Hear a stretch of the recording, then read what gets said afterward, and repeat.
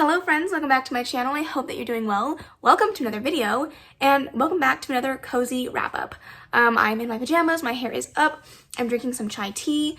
It is time to talk about December and what I did to close out the year of 2020 and I'm gonna say right here and now, December was an awesome reading month. I didn't read as much as I would have wanted, especially the books on my bingo TBR. I didn't get as much of the books read as I would have wanted, but I still had an awesome reading year. I read 16 books, and overall, my ratings were really, really good. So I'm really excited to talk about all of the books that I read. I hope that you guys had a wonderful December. If you celebrate Christmas, I hope you had a wonderful Christmas. If you celebrate Hanukkah, I hope you had a wonderful Hanukkah. Whatever holiday you celebrate, I hope you enjoyed it. If you don't celebrate anything, I just hope that your December in general was really, really awesome, and you had a good ending to your 2020. 2020 was definitely not a fantastic year and by any means at all, but reading year so far so good. So I will take the wins where I can get them, but let's go ahead and talk over stats in regards to what I was able to read in December and all of the stats there, and then we'll actually jump into the books. So in regards to stats, like I said, I read 16 books. All 16 books that I read this month were on my physical TBR. I read 3 just physically, and then the rest of the 13 books I read with either the audiobook and the ebook, or the audiobook and the physical book. So 13 books that I read just via the audiobook and reading along physically.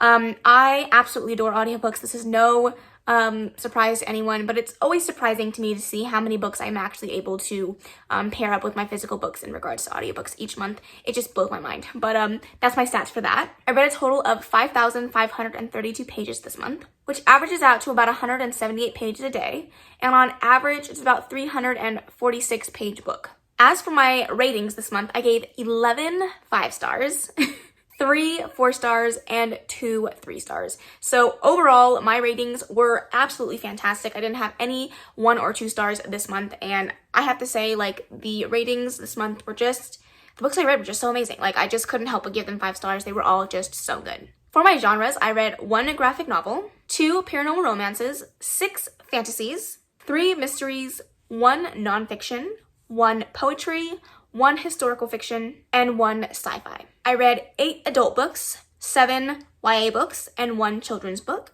As for my representation, I read 5 books with LGBTQI+ representation in them. I read 2 books with mental health rep. I read 2 books with disability rep, 1 book with illness rep, which means that 6 books that I read this month had no representation in it at all.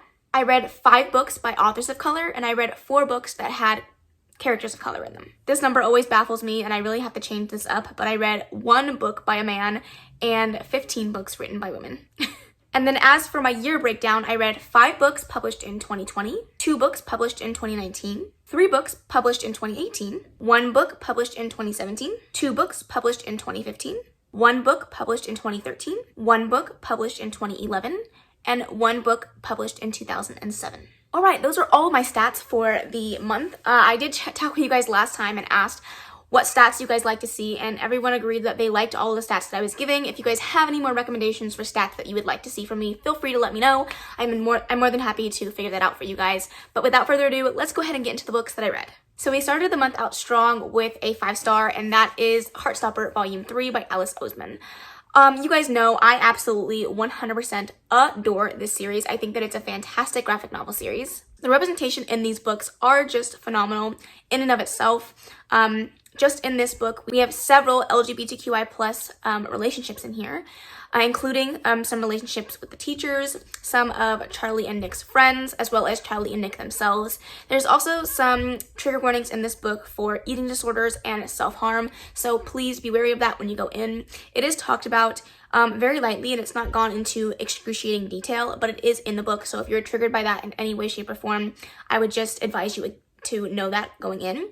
But overall, again, this book is so wholesome, so cute. I love the characters. I love Charlie and Nick as a couple, as a relationship. You just see how their relationship grows and how they're willing to form themselves around each other to make the relationship work, but not changing who they are to you don't have to sacrifice so much to be in a relationship with each other. And I think that that's a wonderful thing that Alice Oseman is personifying in these books, and I just love it. I love the wholesome, cute, cuddly, warm vibes that I get from these graphic novels, and every time I read them, I love them. I have explained what these graphic novels are about so many times that I feel like most people that watch my channel know what these are about. But this follows Nick and Charlie, who are in a budding romance. One of the characters is openly gay, the other one is questioning his sexuality, and their relationship blooms from there. It's really, really good. Definitely recommended if you're looking for a really awesome graphic novel series. I cannot wait for number 4 that's coming out this year, and you best believe I will be getting my hands on it ASAP. Also, I just want to say that my mug is so cute. It has this really cute character on the front. She is reading a book, and then on the back, it says, "Is it insomnia or just a good book with no respect for tomorrow?" Which, if you guys know anything about me, you know this mug was made for me. I literally have insomnia, and I spend nights up all the time reading books, so pretty right on the nose with that. All right, up next, I read House of Darken by Jamin Eve. This is a self-published author. This is a really, really awesome 4-part series. It is paranormal, but I'm not going to say what kind of paranormal. It also has some type of school setting.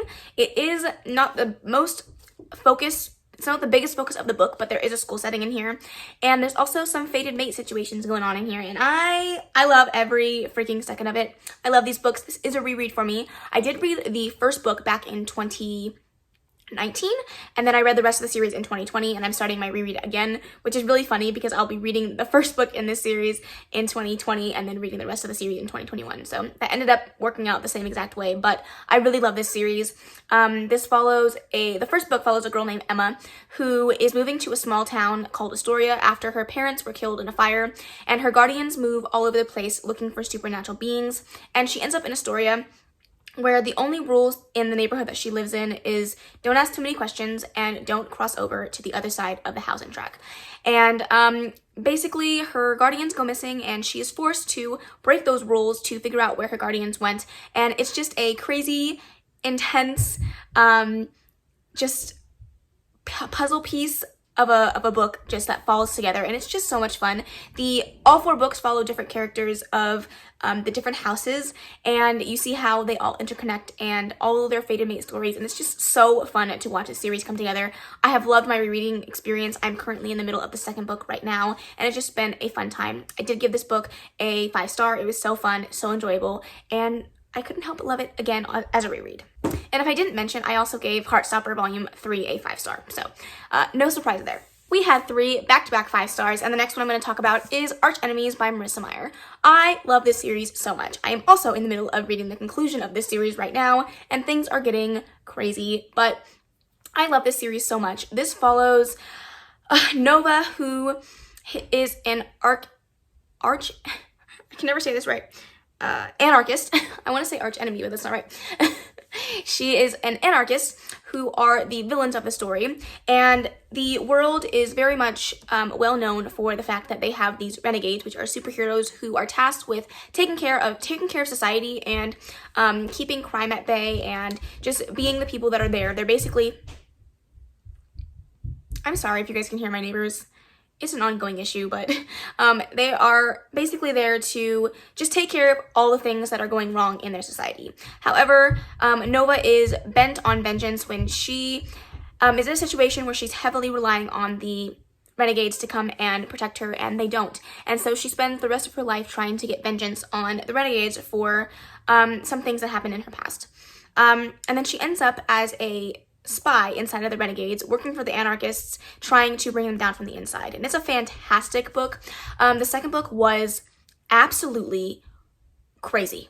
Like, the entire time I had anxiety. I was sitting there, the edge of my seat, biting my nails, trying to figure out what was going to happen, and it left off on one of the biggest cliffhangers I've ever read, and I just needed to know the answers. It was so good. I love the characters. I love the storyline. I think that Marissa Meyer knows how to just write a damn good book, and I was thrilled throughout the entire thing, and I'm so glad that I read it. The third book better not let me down, because I might just cry. All right, up next, we're going to talk about the Mary Bookmas group book, which is The Deceivers by Kristen Simmons. I read this and really, really enjoyed it. I gave it a 4-star. I think that the start of the series was really, really strong, and I really love the characters. I think that this particular series is really fun because it follows something that I've never really read about, and that is a school for con artists. So basically, this girl named Bryn, who lives in a really tough neighborhood and is in a very interesting family situation. Her dad is no longer in the picture, and her mother is in a relationship with this really awful guy, and she really just wants to get away. She wants to raise enough money so that she can go to college, get out of the town that she lives in, and make a better life for herself. And she ends up in a situation where she gets recruited to this school called Vale Hall, where they are a school for con artists. And this is the school for Bryn. That is basically how she's been making her money. She's been conning people in order to make her living so that she can get out of this town. And she ends up in a interesting web of lies and deceit at this school. The characters are awesome. The romance in here is really good. The constant guessing that you feel throughout this entire book is really interesting, and it keeps you hooked till the very, very end. And the second book is just even better. So let's move on, and I'll talk about that one in a little bit. All right, up next we have Clockwork Prince by Cassandra Clare. This is the second book in the Infernal Devices series, and another book that I really, really enjoyed. I will say that I did put this on my 5-star prediction list, and it didn't quite make it. This was a really high 4-star, and I did really enjoy the book. It just wasn't quite a 5-star. I think that the pacing of this book at the very beginning was a little bit off for me. I felt the same way about the first book, and I'm really hoping that the third book doesn't let me down, because I have a feeling that the third one might be the 5-star that I've been looking for. But this is another book that's in the Shadowhunters world. This follows Tessa, Will, and Jem, and there is a very high stakes love triangle that's in the middle of all of this, but they are really trying to figure out Tessa's heritage and her background, because she has some abilities that a normal human being shouldn't have, but she doesn't quite know what she is.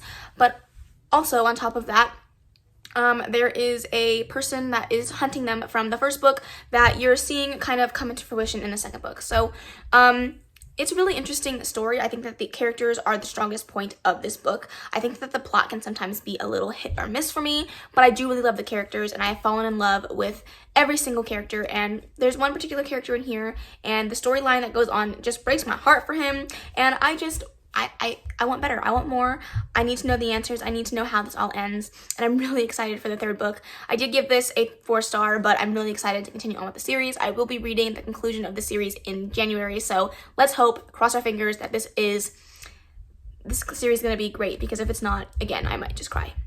All right, up next we have the 4th book in the Black Dagger Brotherhood series by J.R. Ward. I have talked about this series on my channel so many times, but I really, really enjoyed this book. I also gave this a 4-star. I think that this series is really interesting because even though sometimes I may not absolutely love the person that the book follows, because each particular book in the Black Dagger Brotherhood follows a different character, I still think that the books are really strong on their own. So this one was originally why I hesitated going into it so much, was because it does follow a character that I don't really love, and that is Butch. He is a human cop that kind of gets pulled into their world in the very first book of the series, and this is now following his book and his fated mate story. And I really enjoyed it. I think his storyline was really fun to kind of watch play out, because there were little hints dropped throughout the entire series that kind of led up to where we are now, and it was really interesting to kind of see those slot into place and like have that light bulb moment, like, oh crap, that's what we've been waiting for. And it was really awesome. I really liked the romance in here. I think that sometimes J.R. Ward pushes the fated mate tropes a little bit too hard. Like sometimes I'm like, just let it organically happen, but sometimes it's like a little bit much. It's just a little bit much. But this time I just felt like the relationship really worked, because there was a lot of back and forth, a lot of miscommunication, which I usually don't really love in books, but this I think worked because you're dealing with two separate species who are creating a relationship, and there's so much disconnect between the two, and so it really creates this interesting relationship that you're watching unfold, and you have the whole story, but you are still questioning things the entire way. So I really enjoyed this. I'm really excited to continue to move on with the series. This is a 19-book series. I have a lot of books to go, but I've enjoyed my experience so far, and so I will continue to read until it lets me down, and so far it hasn't done that. Okay, up next we're going to talk about a book that was really random for me to read, but I picked it up at work, and the only reason why I was able to finish it and read it at work is because it was a children's picture book, and this is actually The Antiracist Baby by Ibram X. Kendi, and I picked this up because of the topic of the children's book. I think that it was a very interesting children's book. I gave this a 5-star. I think that it was really insightful and really strong and really raw, but I also think that it's an interesting children's book because I don't know how many parents are really going to be reading this to their kids and teaching them the really intense topics that were in this book. I mean, there was some really easy ones like love who you love no matter like the color of their skin, but there were some other ones that I'm like, I don't think this is super accessible for children. I think it's more of a book for parents to help to figure out how to teach their kids about race and racism in today's society. So for that, I think that it was really awesome. The illustrations were great. The message behind the book was awesome. I don't know if it's super compatible for all parents out there, but I really liked it regardless. It's definitely a book that I would have in my home and show to my children, so I really enjoyed it. It's really hard for me not to give a children's book 5-star when it's really simple and easy like that, even though this does delve into some really harder topics. But overall, I really enjoyed it, and I would definitely reread it. It was a really simple read, but again, really good. The next book that I read was a book that I didn't actually plan on reading necessarily, but it was a book that I had to finish a prompt for the Shelf Space book club, and that was to read a thriller/mystery, and I picked up An Unwanted Guest by Sherry Lapina. I did give this book a 3-star. I think that the book itself was really basic. I didn't care for the mystery aspect. This follows a lot of different perspectives. I think it's like 9 or 10 perspectives. OMG! I think it's like 9 or 10 perspectives, and it's all about these people who go to this very remote hotel in the middle of nowhere to just kind of disconnect and recharge for a still little vacation. And one of the guests at the hotel ends up dying, and everyone thinks that it's just a one-time thing, that the husband did it, until people start dying left and right, and they know that there's a killer in their midst, and they're trying to figure out who it is. And it just wasn't great. It was super predictable, super predictable. I guessed who it was several chapters in because the author just made it so unintentionally obvious, I think. I'm gonna put spoilers on the screen. I'm not gonna really spoil it. Okay, I am. I'm gonna put spoilers on the screen, so if you don't want to hear the spoilers of this book, feel free to skip forward. But the author spent so much time focusing on the men who could have done it that it made it so obvious that a woman did it. Like, she spent so much time investigating all these men, and there were so many plot holes with all of their stories that it couldn't have been any of the men, and so it just made it really obvious that a woman was the one that committed the murders. And I was right, it was a woman. I won't say which woman it was, but it just didn't feel very like thrilling. Like, I wasn't scared at all. I didn't really question anything at all because I already kind of knew who did it, and so it was just about getting to the end and figuring out whether I was right or not. I will say that one little thing at the very end did kind of be like, oh, I didn't expect that, but it wasn't a huge plot point, and it happened at the very, very end of the book, so it just didn't feel very worth it. It was a middle-of-the-road book. I definitely wouldn't reread it again, but if this is like your first foray into mysteries and you're just getting your feeding and you're trying to figure out what you like, I would recommend it, but other than that, it was just okay. All right, let's talk about a book that I loved. This is Milk and Honey by Rupi Kaur. I really have to get this Target sticker off because it's driving me up the wall. But this book was really fantastic. It is a poetry collection. It talks about some really, really hard-hitting topics, including rape, sexual assault, abusive relationships, and it just talks really about like loving yourself, figuring out your worth, and understanding who you are as a woman, and like how much you should be willing to give yourself away for a relationship, and the process of that, going through it, and then the healing portion of that. And it was just really, really good. I really enjoyed it. It reminded me a lot of Katie Wismer's poetry collection, which of course came out after this one, but I don't know if that was inspired by this book, but I can definitely see like the feelings and the general theme of the book was very similar, which I really enjoyed because I love that other poetry collection, and this just was really, really good. I gave it a 5-star. It made me cry, it made me think, it made me sit there and be like, well, damn, you didn't have to hit that hard, but it was really good. I think that if you're looking for a really awesome, hard-hitting, like really straight to the point and raw poetry collection, this is definitely a good one for you. Up next, we have another V.E. Schwab book, and this is A Darker Shade of Magic by, of course, V.E. Schwab. And I love this book. I gave this a 5-star. It was such an incredible book. I will say that this book really reminded me of another book that I read this year, which was Nocturna. This book was written first, I believe, and so I don't know how much, again, inspiration was taken from this book, but it was very similar. I will eventually be doing if you liked this, then you should read this type of video. So stay tuned for my thoughts on that. But it was kind of crazy how similar they were. But this was really good. This follows Kel, who is an Astari? What is the word? It doesn't say on the synopsis, but he's basically able to perform blood magic, and he's able to travel between the different Londons. So there's a black London, a gray London, a red London, and a white London, I think. And he's able to travel through them. He is one of only 2 people in the world that can do this. And so he basically travels around and sends messages between the kingdoms, or the royal, it's not, yeah, I guess they are kingdoms.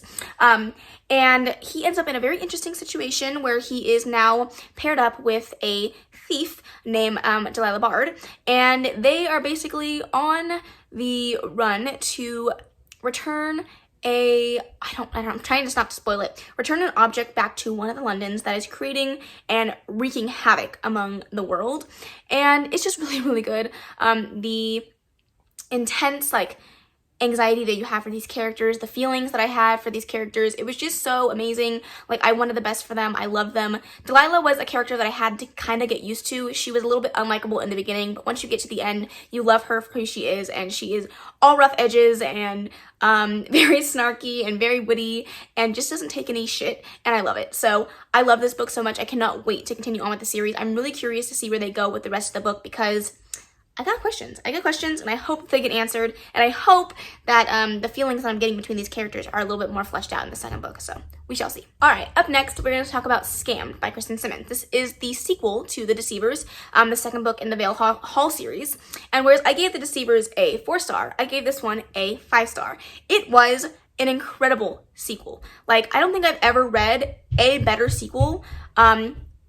Okay, that's a lie. I think that this comes in close second to Arch Enemies by Marissa Meyer, because the way that Kristen took the first book and basically rewrote everything and made this sequel 10 times better, it was just amazing. You followed the Deceivers in this series, where at the school that they're at, they are basically tasked with going out into the world and finding secrets as basically their payment to the person that brought them into the school. So Dr. O, I believe his name is Dr. O, he pays for all of their schooling, their clothes, their technology, all of it. And once they graduate from the school, he will give them a full ride to college, as long as they go out, work on their marks, hit their make sure that they're doing well in their cons, and coming back with secrets for him. And so you follow the story of all of these people and the secrets that they're collecting for Dr. O. But in the second book, all the things that you thought happened didn't really happen, and all the people that you thought you could trust, you can't trust. And so you're sitting there on the edge of your seat, biting your nails, thinking, what the hell am I reading? Because it was just a whirlwind of anxiety. The entire time, I was just having an anxiety attack. And so this book was so good. I do have the arc for the third book, which comes out, I believe, in March. I could be wrong about that. I'll put the date on the screen for you guys, but this comes out, the third book comes out soon. I do have an arc for it. I do plan on reading it this month. I got a little behind in December with 12 Days of Bookmas, so I didn't get to read as much as I would have wanted, but this book was incredible. Just so incredible, and I wish everyone reads the series because it's so good. So good.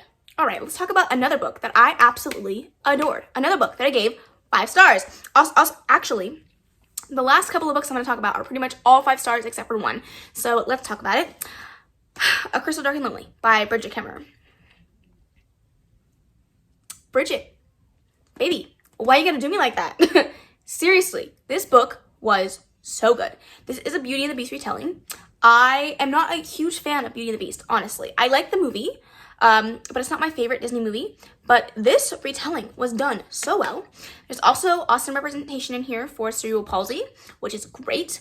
I love that the character is not talked down upon or thought of as less or treated as if she's incapable of doing the things that she is doing because she has cerebral palsy, which is amazing. She's just a boss-ass bitch who, you know, owns the cards she was dealt and moves on about her life. And I'm like, yes, girl, I love you for it. But the relationships that brew in this book, the angst, the feelings, oh, all of it, the secrets, the lies, the deception, oh, it's so good. It's so good. So basically, Harper is the main character, and she is outside one day, and she ends up seeing this guy trying to kidnap a girl, and she goes and chases after this guy and tries to stop him, but instead of the other girl getting kidnapped, she gets kidnapped and taken back to this fantasy world where she is now the person that's going to be held accountable for breaking the curse on the king. And it's so good. I don't want to divulge too much from there because I just want you to go and read it and experience it all for yourself. The second book is already out, and the third book is coming out this year, and you best believe I'm gonna be reading both of those. Great, both of those, and experiencing all the wonderful goodness that it is because it was so amazing. Moving on. All right, let's talk about it. The Invisible Life of Addie LaRue by V.E. Schwab. V.E. Schwab did that. Okay. I know this has been circulating around booktube for months now, and everyone's been talking about it. Everyone's been loving it. Well, I can't say everyone, but a lot of people have been loving it, and I have to say that I am not an exception to that. This book was absolutely amazing. So good. I took my time with this book. I really just wanted to read it and enjoy it for what it was and just take it in stride, and it was so beautiful. This follows Addie LaRue, who makes a deal with the devil. I say that in quotations because he's not really the devil, but she makes a deal with the devil, and that deal basically goes not the way that she was planning on it, and she is now completely alone. She lives her life where anybody that she ever meets will forget her after they close the door, they turn around, they walk out of the room. She can't make a mark on the world, she can't draw, she can't write, she can't take pictures, she can't sing, she can't do any of it. And so she lives 300 years in solitude, and until one day she walks into a bookstore and she meets a man named Henry who remembers who she is, and it's just so wonderful. The love story, the writing, the feelings, the extreme loneliness that Addie LaRue feels is just sucked into your soul, and you feel every minute of it, and the entire story was just so amazing. I can't even articulate my words because it's just so freaking good. So good. It's just so good. And when I got to the end and I read the ending of this book, which just made it amazing for me, I have a newfound appreciation for the Owl Crate exclusive edition. I loved it before, and I absolutely fucking adore it now. It means so much to me. I am so glad that I own it, and I'm in love. I'm in love. It's so amazing. If you haven't read it, go read it. You know, it's been hyped, but it's been hyped for a reason. Trust me, just read it. All right, the next book that we're going to talk about is All Systems Red by Martha Wells. This is a novella series, sci-fi novella series called the Murderbot series. I did read the first book in the series to fulfill one of the prompts for the Shelf Space Book Club, which was to read a novella, and I did that. I did end up giving this book a 3-star. I do think I'll continue on with the series since they are novellas and they're pretty short, but it just wasn't the most amazing thing that I've ever read. I thought it was really interesting. This follows a Murderbot who is tasked with protecting this group of people on a ship, and things start to go awry, and they start to find out that the government has been hiding some things from them, and so has their Murderbot. And I'm not going to divulge too much. It is a novella. It's super short, so you kind of want to experience it for what it is without hearing too many spoilers. It was good. I'm just not a huge sci-fi reader, so some of the things that I was reading in there just went phew, right over my head, and it was just a little hard for me to comprehend. But overall, I like the characters, I like the storyline. The ending was quite good, and I'm really interested to see where the second book in the novella series goes, but it just wasn't my favorite thing that I've ever read, so I couldn't give it more than a 3-star. It was just middle of the road for me. All right, the last two books that we're going to talk about are both 5 stars, so let's just do it. Crown of Midnight by Sarah J. Maas. Are you surprised? No. Am I surprised? No. I love this. I gave this a 5-star. It was amazing. The ending of this second book was just mind-blowing. I will say that I did already know the spoiler in this book before reading it, and I still was just shooketh. Mind blown. Okay. It was just such a good book. The pacing, again, was slightly weird for me in this book, but once you get to the end, it makes it totally worth it. It was so good. I really enjoyed it. I think that it was such a fun read. I think that where the story is going is just going to be so interesting and intriguing. The love triangles, the feelings, the betrayal, the hurt. Okay. It was just so good. I love Sarah J Maas. She knows how to write a freaking good book, and you know, she's problematic. I get that. I know some people really don't like her work for how her books are not very diverse, but I'm really hoping that with her new series, she starts to change that a little bit. But with these ones, I just can't help but love it. She knows how to write a good book, and I love her for it. So 5-star, moving on. All right, let's talk about this last book. I'm very proud of myself. I tackled a book on my pile of shame. Round of applause for me. Hold on, ready? Go. I did it. I finally finished The Vanishing Half by Britt Bennett, and I gave it a 5-star. It was amazing. The fact that I read this in July, and picked it back up in December and still gave it a 5-star, that tells you how good this book was. This is a historical fiction that follows two twins who grew up in this very racist small town, and in their teenage years they decided to run away, and they spend a couple of years together, and one of the teenagers decides to leave the life with their twin sister and go and live another life without any warning, without any goodbye. She just leaves. And then you follow the story years later of the adults, Desiree and Stella, who one has gone back to their hometown to live with their mother and raise their daughter. And the other one, Stella, goes back into the world and decides to pass as white in this predominantly racist community, society, world. It was set in the 1960s, so it's super still like segregated, and race is a huge thing. And so she decides to pass as white, and she lives this entirely new life where nobody knows really her origin or her upbringing, and she never talks to her family pretty much again. And so you're following the storyline of Desiree and Stella, but you're also following the storyline of their two girls, Kennedy and Jude, and how all of their lives interconnect, and the consequence of lies in a family and what that will do, as well as racism is talked about really well in here. There is some representation for LGBTQI+, there's a trans character. It's just talked about so well. This book has a lot of interesting topics, a lot of hard-hitting topics, but also is just really good. And I feel like a lot of people need to read this. I know this was really popular when it first came out. It had a lot of hype. I believe it has also won some awards, so amazing. But I definitely feel like this book is the type of book for everyone, that everyone can read and get something out of it that maybe you wouldn't get out of it, that the other person wouldn't get out of it. I feel like it's one of those books that you can kind of take something from it that the person next to you reading it wouldn't take the same thing, you know? I don't know if I'm explaining that well, but it was just really good. I really enjoyed it. I'm so grateful that I read it. I don't think this is a book that I will reread though. I think this is a book that you can experience one time and see the beauty in it, and I think this is a book I'll be passing on for someone else to really enjoy. It's just not a book that I see myself rereading, but it was really amazing, and I did give it a 5-star. Okay, that is the end of this wrap-up. As you can see, I have a lot of books. You can see the top of my stack right here. I really enjoyed my reading experience this month. I had so many great books that I read, and I can't believe that, you know, I ended out my 2020 reading experience with some awesome numbers. I would love to know what you guys read in December. Please leave that in the comments below. If you've read any of these books and you would like to share your thoughts on them, feel free again to let me know.